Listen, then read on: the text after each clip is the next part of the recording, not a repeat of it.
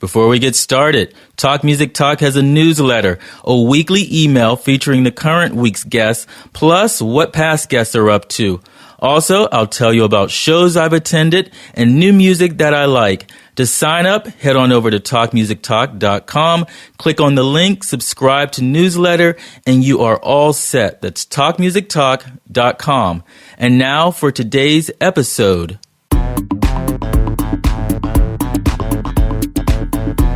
Hello there. Welcome, my friend, to another episode of Talk Music Talk with Boice. I am Boice. This is my podcast. Thank you for listening to Talk Music Talk. It is a weekly music interview podcast where I have long-form conversations with people who are connected to music from different genres and backgrounds, established and emerging musicians, singers, songwriters, music journalists, music therapists. And on episode 120, before I tell you about episode 120, it is March, which means it is Women's History Month, and I've been celebrating Women's History Month with 5 dynamic women connected to music. So far, Karina Zachary, who is the lead singer of the post-hardcore band Husbandry, Half Wave, Amy Leone. Coming up later in the month, the final episode, Susie Analog. But right now, episode 120, Maddison Murphy. She runs a cassette and digital label called Puppy Teeth Records based in Brooklyn. The latest release is a compilation, which is called Good Friends, Volume 2. Features 25 songs with a range of genres, and all proceeds go to the ACLU and Planned Parenthood. Had a great conversation with her. We talked about putting the compilation together, her selection process, why she chose the ACLU and Planned Parenthood. We also talked about the concept behind Puppy Teeth Records. Maddison is a musician herself. We discuss her own projects. One of them is Homeschool Friends, which you will hear after the conversation, and a 5-song sampler. 5 of my favorite songs from Good Friends, Volume 2. First up, you will hear Erica Eso, 100 Years, and I will tell you about the rest on the other side. But here it is, without further ado, my conversation with Maddison Murphy. Enjoy. So we're sitting here in a rehearsal space in Greenpoint, Brooklyn. You used to be in a band, Cemeteries, right? I was, yeah. Okay, so are you in a band now, or are we just in a rehearsal space? No reason.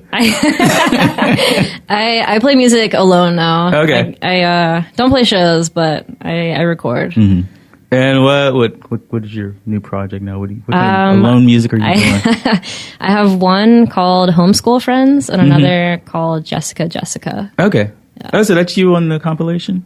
Yeah, that's me. Okay, I did not. That's one of my favorite songs on there. No way. Okay, cool. Sick. So tell me about Homeschool Friends and Jessica. Homeschool Friends is my oldest project. Mm-hmm. That began, probably in like 2010, when I was living in San Antonio, Texas. Okay. I was still at home with my parents.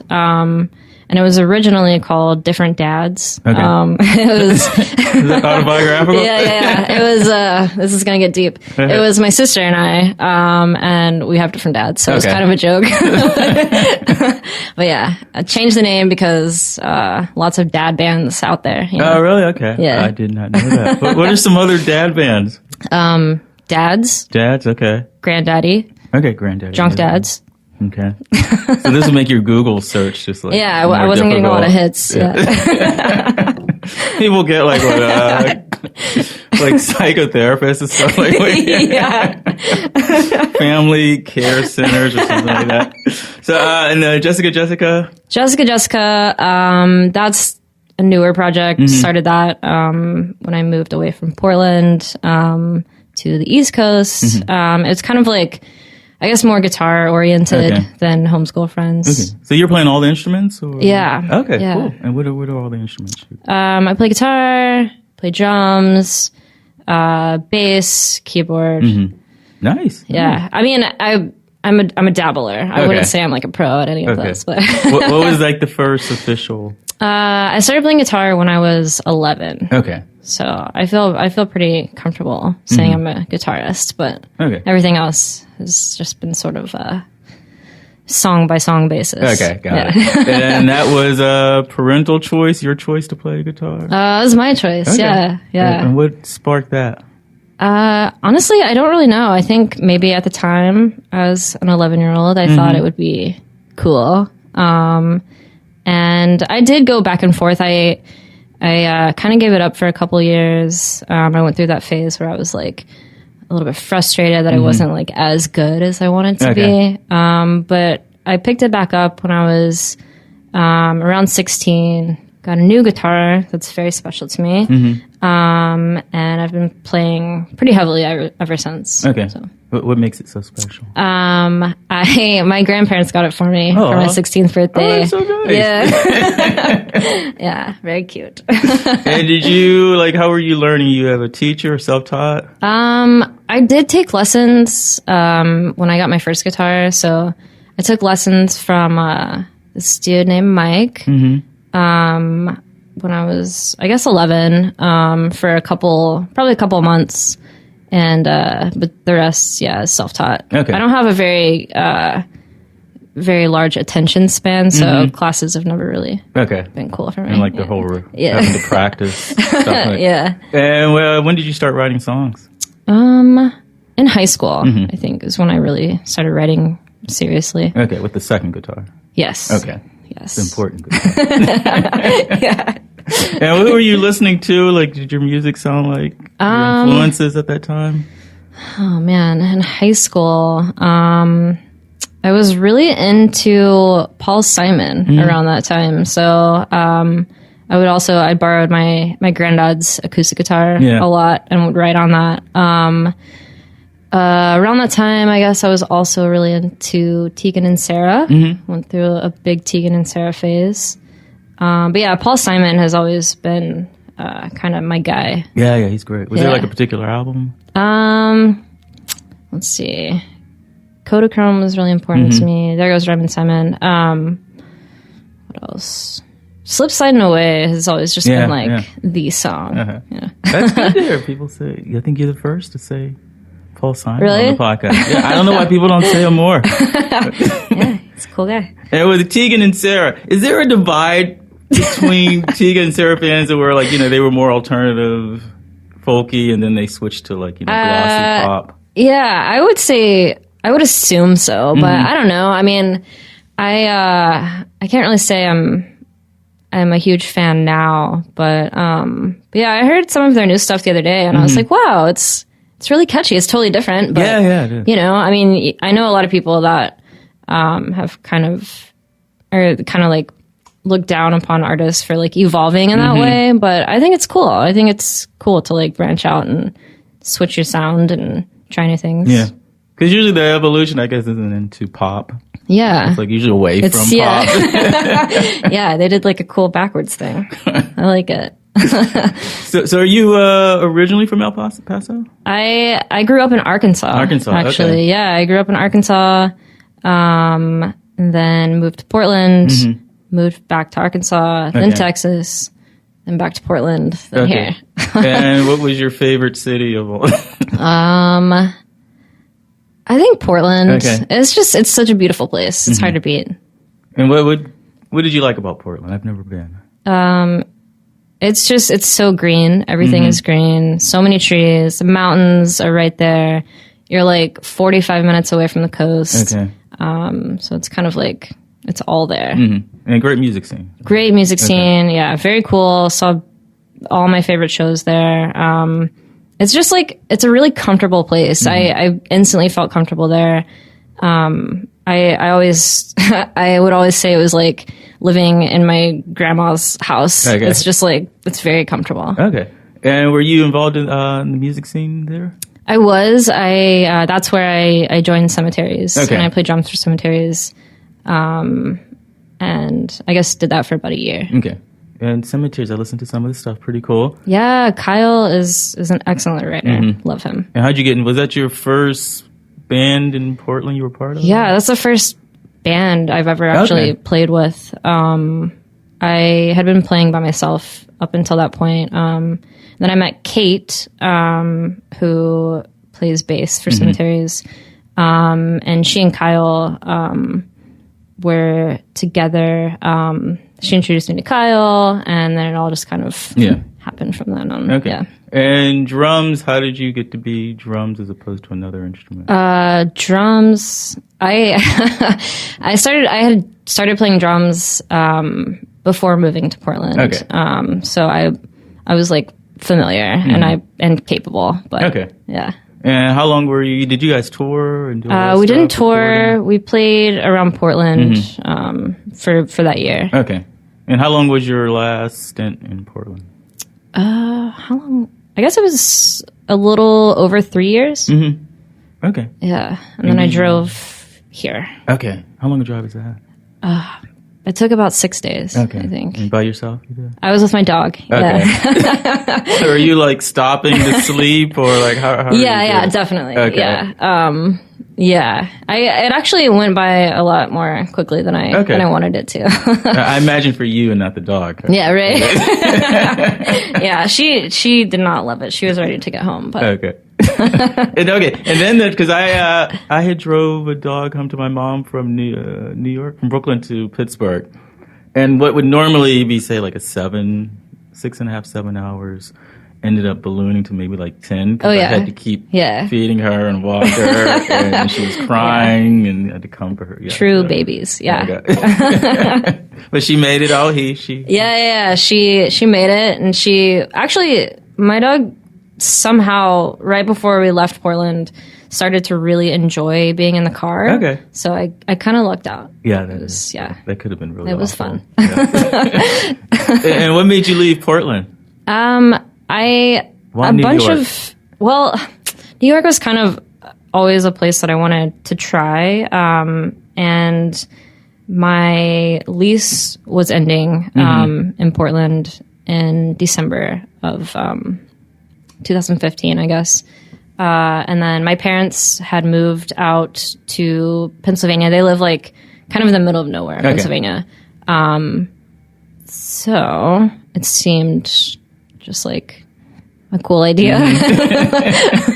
I can't say there's anything really specific. Okay. Was it going to be for music or? Yeah, definitely wanted a change of pace. I was not really bored in Portland, but I was kind of entering this phase of like complacency that was kind of making me uncomfortable.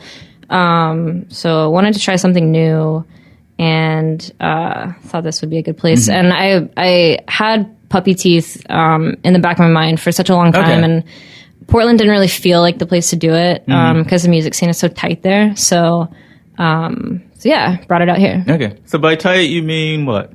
It's just very small, and everyone kind of already has their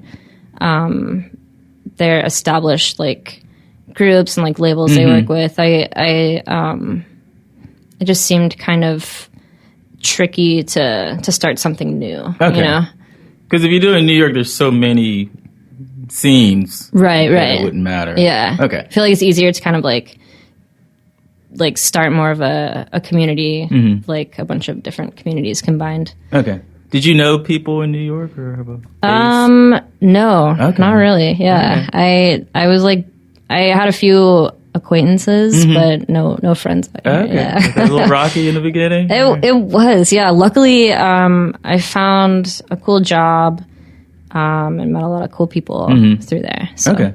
And you wanted to start the Puppy Teeth Records. What did you imagine Puppy Teeth would be?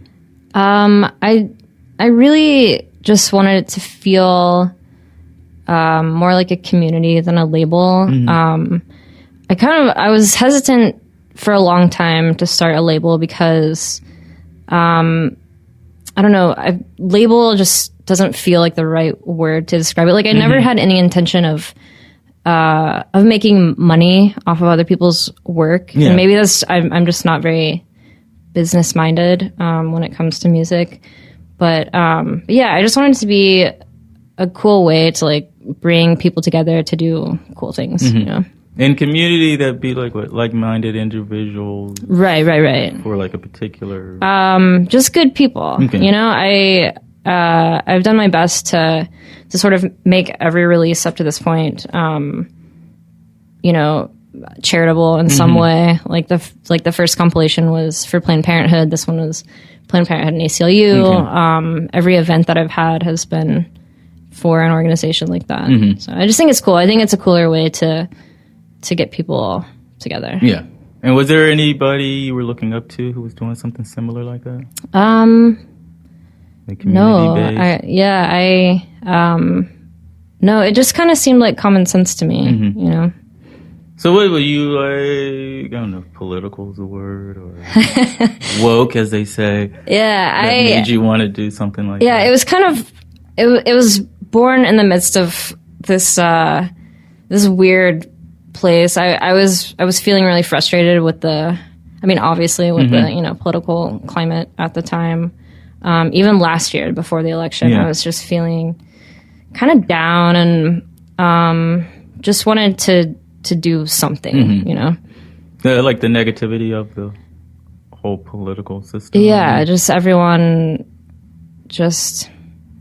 I had also been reading a lot of articles about people, and that's where the Planned Parenthood thing came from. People saying just nasty things about such a great and necessary organization, and I was just angry and super bummed, so I felt like I needed to do something. Okay. So maybe it's born out of you can feel like helpless at times when you see this stuff going on. Like, totally. Yeah. And so it's that was for Planned Parenthood, and then the new compilation. Well, okay, let's start with the first. Was the compilation the first release? Yeah, okay. That was the very first one. Good Friends, Volume 1. And that was, for Planned Parenthood. Okay. And were you playing this all by yourself? Did you have help? Yeah. It was just me. I was surprised at how well it ended up going. I had the idea. I sent out a bunch of emails kind of expecting not a whole lot in return, but I was pleasantly surprised with everyone who was so down to join in. Did you have like an idea to what it would look like this type of music, these type of genres? Yeah, I definitely I made a list of all of my favorite bands, like people I was listening to at the time, and made sure to email them first, and got a lot of yeses. Okay, so it's cool. How many songs are on the first? 25. Okay. Yeah. As with the second. Yes. Okay. Yes. So did you have to whittle down to 25? I did, yeah. Okay. Yeah, especially this time around. It was very hard. A very hard process, but I'm really happy with the way it turned out, yeah. And for, how does that happen? Like, you had events before that, right? Before the company. Okay, and what were those events? I had three shows. Okay, in New York? I had one in New York and then 2 in Portland. Okay. Yeah. And what were those shows? For the same causes? They were all for Planned Parenthood too. The first one was at Cake Shop, R.I.P. With Fake Boyfriend, Teen, Annie Hart, Char2D2, Pouty. It was so much fun. It was so great. And then 2 in Portland. Okay. So you had to learn, I guess, the whole process of releasing a record. I did. Which is different than like just releasing your own stuff. Yeah, it's totally different. Luckily, there's the internet. Yeah. I definitely had to do some research. Did a lot of reading, but I figured it out, and it felt really, really cool to make that happen. Yeah. And why cassettes? Because it's cassettes and digital, right? Yeah, it's cassettes and digital. For one, it's obviously a lot cheaper to produce. But I don't know. There's just something. I've been buying cassettes for a long time, and there's just something to me a little more exciting about buying like little cassettes. I think they look cool. Yeah. And I like the way they sound. I like that lo-fi sort of like crunch. And I do love vinyl. But I think I might always prefer cassettes. Yeah. I know the one thing nice about cassettes is that if you go to a show, you don't have to carry this vinyl. Exactly. Yeah. You can just like even put it in your pocket. Yes. Yeah. I'm always worried if I buy vinyl on a show, I'm going to bump the corners. Yeah. So, did you have like any moments of doubt while putting, like whenever you start something new? Oh, totally. Yeah. I mean, there have been several times when I'm like, oh man, like what have I done? But yeah, for the most part, I had such a cool group of people that were a part of both projects. So I got really lucky. My really good friend Clark from Portland is an excellent artist, and he took care of all of the cover art and the track list and stuff. So that was super cool, and I will love him forever for that. How long was the whole process of putting it together? The whole process. The first one actually went. It was a lot shorter than this last one. I think I had the initial idea at the beginning of February, and then released the tape somehow March 8th.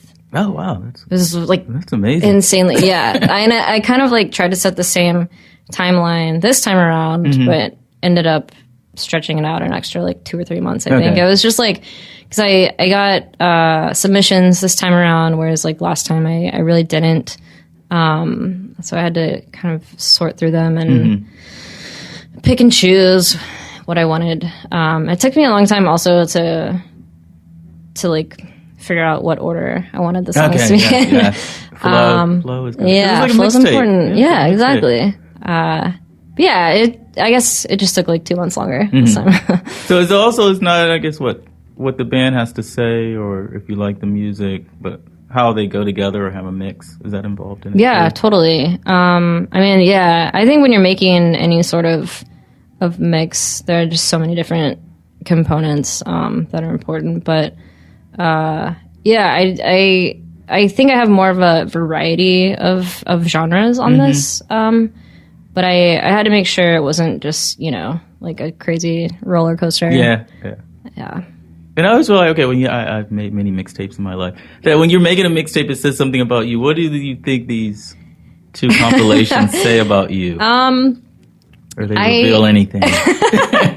Yeah, I guess I was definitely in a different place when I released the first one. I had just gone through a breakup, so I think maybe if you really listen, you might be able to, to tell that was the thing that was happening. But this time around, when choosing the songs and when talking with the artist, we were like, a lot of people asked if there was a theme, and some of the songs kind of do reflect politics, like current politics. Others are just kind of like more of like a trying to forget about the current politics sort of thing. But yeah. And so this one's Planned Parenthood and ACLU. And ACLU. Yeah. And that was the thing that was kind of difficult. 'Cause there are obviously countless great organizations you can donate to. At the time when I put out the initial, like post to receive or call for submissions, it was right after the election, and I was like super bummed. It's like, damn, ACLU needs the most obvious choice. Yeah, that needs to happen. And then also Planned Parenthood always, for sure. So you got both compilations, and what are your plans for any shows or? There is going to be a release party in May. It's going to be at the Ace Hotel. Nice. I'm super, super stoked. Ace Hotel has been very, very kind to me. They're great people. But there will probably also be a show. Haven't really started planning that yet, but the party is going to be a raffle. Also another charity thing. So it's going to be super cool. I'm excited. Yeah. And I'm probably asking a tough question, like choosing your kids. Is there any like highlights from the new compilation where you're like, okay, these are some of my favorites? Yeah, I can answer that. I am in love with Blanket, Lily West from Chicago. She's also in where was I going with that? Okay, favorites. Hang on. Any highlights? Okay, yeah, Blanket. So Lily West, also in Lala. La La La La. Okay. You listen to them? Yeah. So good.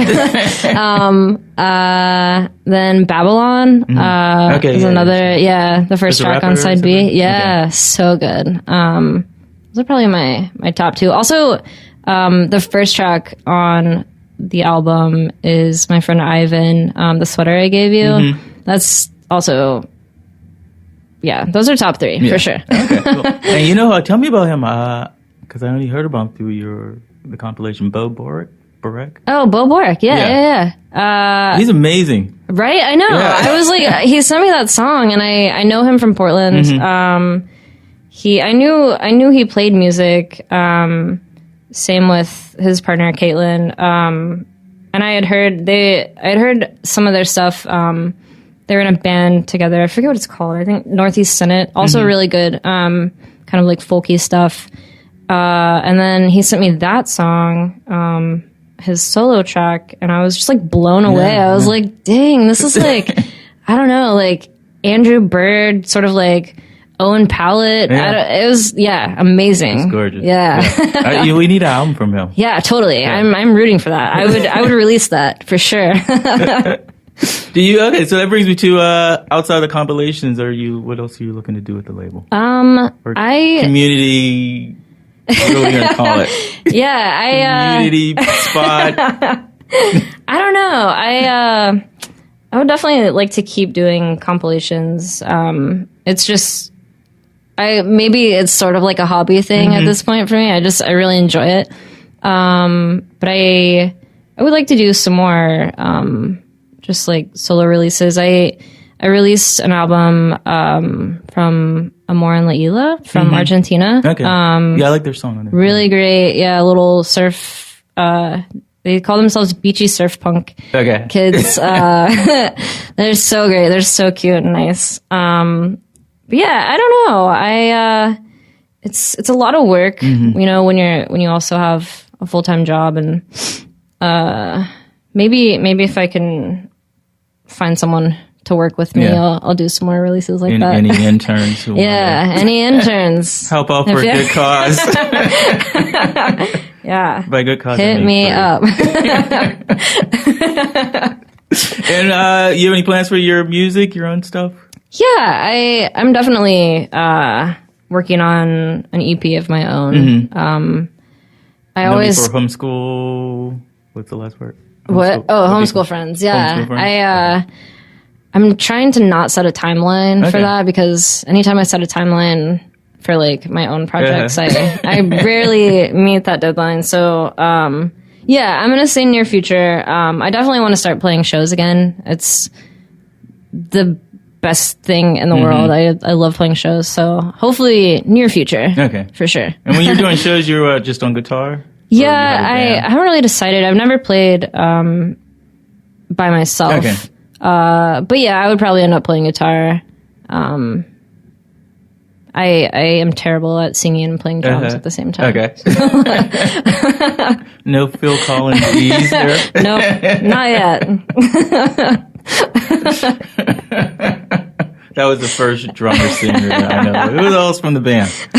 Who else from the band? Is that Levon Helms? In the band? I think he sang. Yeah, Levon? Yeah, right? Yeah, I think so. I don't know. That's another but Phil, man. Yeah, Phil. Okay. So best place for people online, they can get the compilation? Bandcamp. Okay. Yeah, puppyteethrecords.bandcamp.com. They're both on there.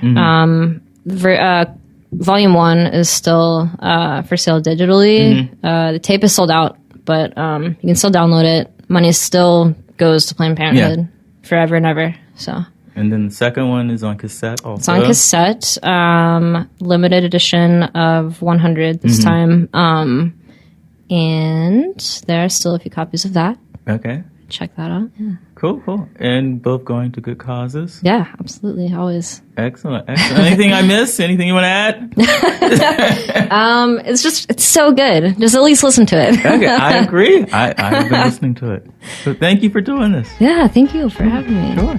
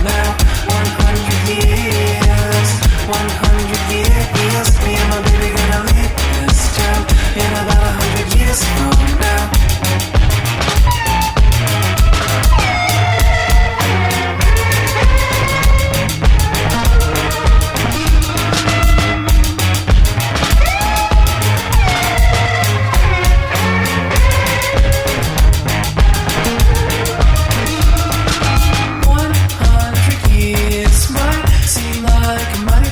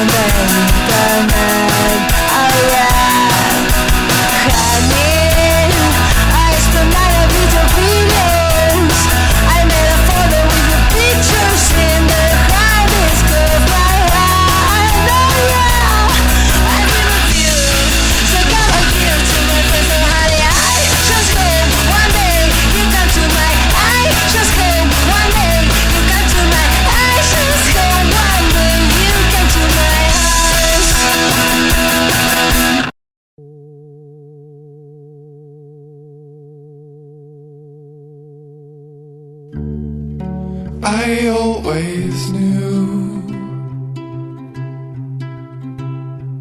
you to be somewhat of a clown.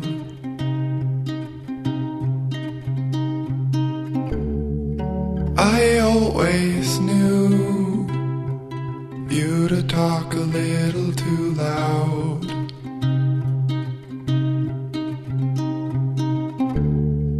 I always knew you to call while everyone's asleep and talk too loud in through the machine, all about how you're the black sheep.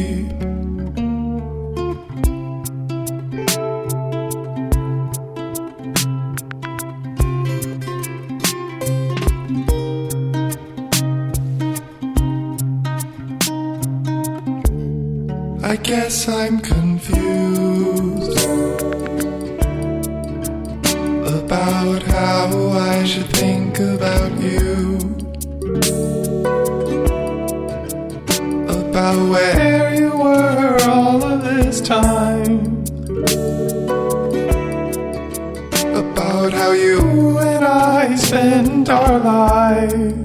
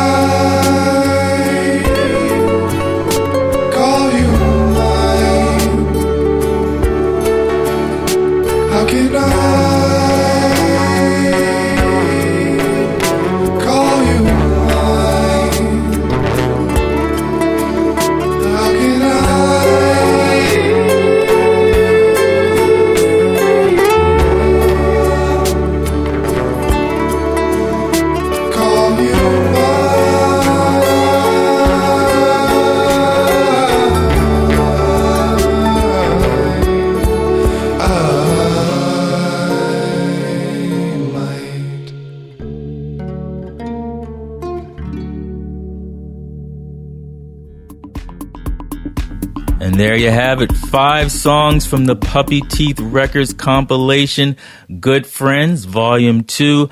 That was Beau Borek with New Year's Day, my absolute favorite song from it. Before that, the Puppy Teeth release, Amor, Isla with Honey, Homeschool Friends, which is Maddison's project, No Snacks in the House, Cloud Ellyn with Golden Diver, and kicking it off, Erica Iso with 100 Years. I will put all of that in the show notes for you. Don't forget, get the cassette or digital version at puppyteethrecords.bandcamp.com. Only 100 tapes. That's right, limited edition. I pre-ordered mine, which means there's only 99. So I suggest that you hop on this immediately. All proceeds go to the ACLU and Planned Parenthood. Great music for great causes. I'm online in many places, many ways. TalkMusicTalk.com for more podcast information. This is boice.com for information on my music and books. I write novels. If you are on Instagram or Twitter, follow me there at This Is Boice. Did you know that Talk Music Talk has its very own app? That's right. You can download the TMT app wherever you get your apps for iPhone and Android, or you can subscribe to the podcast on iTunes or Google Play. It is free. That's right. Free to you. If you are on iTunes, it is especially helpful if you leave a review and or a rating that will help expose the podcast to brand new listeners. All you have to do is say a word or two like, I enjoyed it, great, and then leave a 5-star rating. That is my request of you. You can also find the podcast on Stitcher, TuneIn, SoundCloud, I have from episode 100 on, available on SoundCloud. Episode 100 was with Carlos Dangler, former bassist of Interpol. You may have known him then as Carlos D, so listen to that. You'll also find my music there. That is soundcloud.com/this is boice. Boice is spelled Boice, in case you didn't know. And once you do that, I have a back catalog suggestion for you. Episode number 69 with Joshua Tabia. He is the runner of Already Dead Tapes, another Brooklyn cassette label. This is from February 2016. Also has a great eclectic roster of artists on there. You will hear a 5-song sampler on that episode. That's episode number 69 with Joshua Tabia from Already Dead Tapes. Don't forget, sign up for the newsletter on talkmusictalk.com. Thank you so much for listening to episode 120. I hope you enjoyed it. Until next time, and there will be a next time, this one's for you, Liz.